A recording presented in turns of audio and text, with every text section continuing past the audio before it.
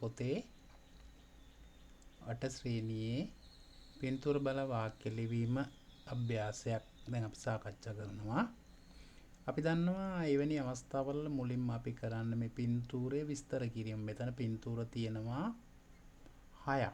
අපි මේක තනි පින්තූරයක් විදියට අපිට ලැබුණොත් මේ පින්තූර 6 විස්තර කරන්නේ කොහොමද කියන එක අපි සාකච්ඡා කරමු. පින්තූරයක ස්වરૂපය, පවතින තත්ත්වය, මේ පින්තූරෙන් කියවෙන්නේ කුමක්ද කියන එක තමයි අපි ඉස්සරලාම හඳුන්වලා දෙන්නේ. අපි ඉගෙන ගත්ත පාඩමක් 8 වසරේ පෙළ පොතේ අපේ සිංහල භාෂාවේ ඉන්නවා වගේම මහදැන මුත්තා සහ ගෝලයෝ පිරිස වගේ පිරිසක් මෙතන ඉන්නවා. මේ ගුරුවරයා, මෙයා ගුරුතුමෙක්, පරමාර්ථ ගුරු, පරමාදර්ශී ගුරුවරයා මෙයා. එයාට ඉන්නවා ගෝලයෝ 5 දෙනෙක්. ගෝලයෝ 5 දෙනෙක් ඉන්නවා.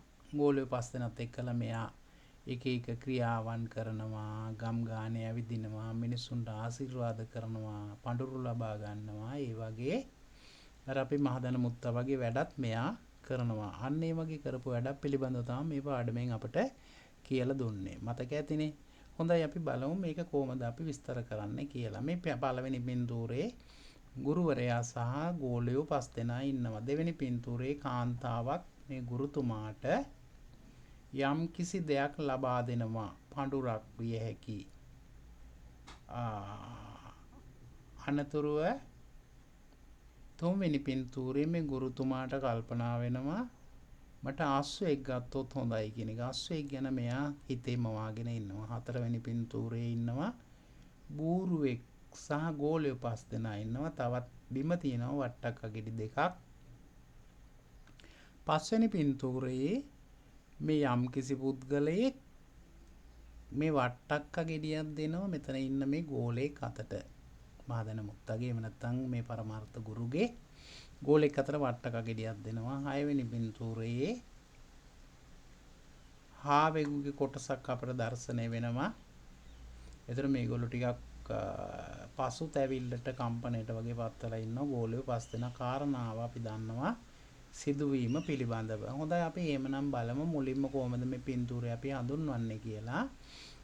මෙතන තියෙනවා ඉංගු මෙහි ගුරුවම් 5 சீடர்களும் இருக்கிறார்கள். ඉංගු ගුරුවම් ගුරුතුමාත් මෙහි ගුරුතුමාත් 5 சீடர்களும் ගෝලයෝ 5 දෙනාත් සිටිති. ගෝලයෝ 5 දෙනාත් සිටිති. මෙහි ගුරුතුමාත් ගෝලයෝ 5 දෙනාත් සිටිති. இருக்கிறார்கள்.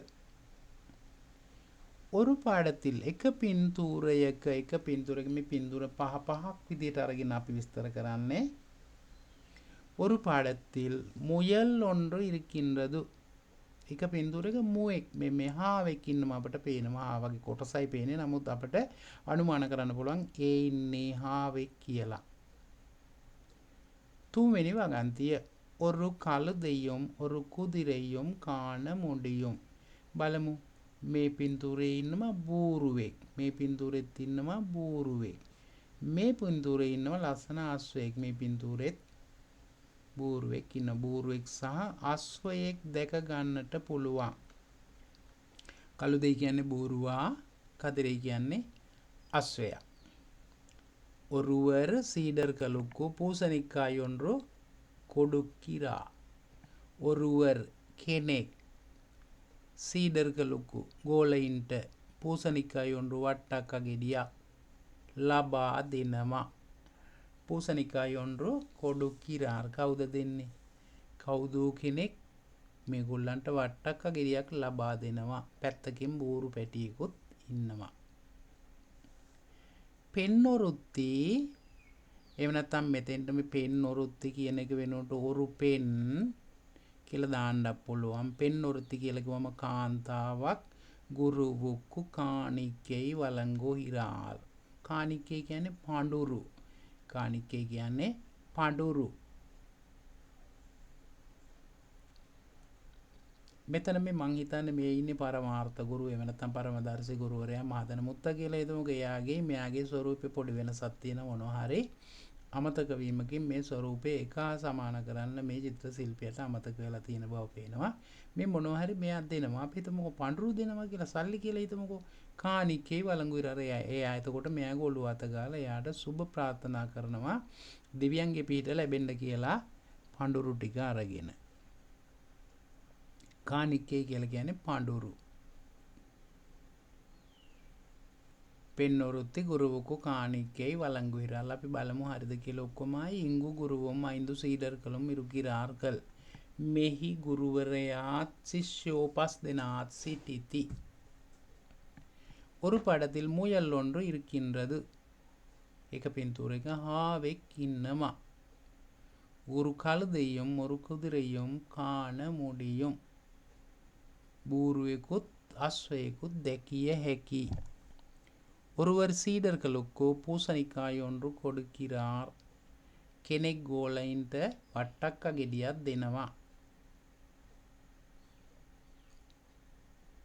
පෙන් ඔරුත්ති ගුරුවක කානිකෙයි වළංගුවිරාලේ. කාන්තාව නම් පැහැදිලිවම පේනවා එය යම්කිසි මුදලක් තමයි මෙයාට ලබා දෙන්නේ. කානිකෙයි. එතකොට එයාට දෙන මුදලක් නෙමෙයි. ඒක පඳුරක් බවට පත් වෙනවා. කානිකෙයි කියලා කියන්නේ පඳුර. பெண்ணொருத்தி குருவுக்கு කාන්තාවක් ගුරුවරයාට කානිකෙයි වළංගුகிறாள். පඳුරක් ලබා දෙනවා. ඒ ආකාරයට අපි මේ සම්බන්ධව වාක්‍ය 5ක් නිර්මාණය කර ගැනීම හැකියාව අපට තියෙනවා මේ පින්තූරය සම්බන්ධව. ඔබ දන්නවා මේ පින්තූරය බලන වාක්‍ය ලිවීමේදී ඔබට ඒකේ ගන්න පුළුවන් සියලුම ලකුණු මේ ක්‍රමයට චුට්ටක් මහන්සි වුණොත් අර ගන්න පුළුවන්. ලකුණු 5ක් 10ක් 15ක් 20ක් වගේ ගාණක් වෙන්නත් පුළුවන් මෙතනදී ලැබෙන ලකුණු ප්‍රමාණය. හොඳයි. එහෙමනම් අපි තවත් මේ වගේ පාඩමකින් මුණ ගැහෙනතුරු ඔබට ආයුබෝවන් වණකම්.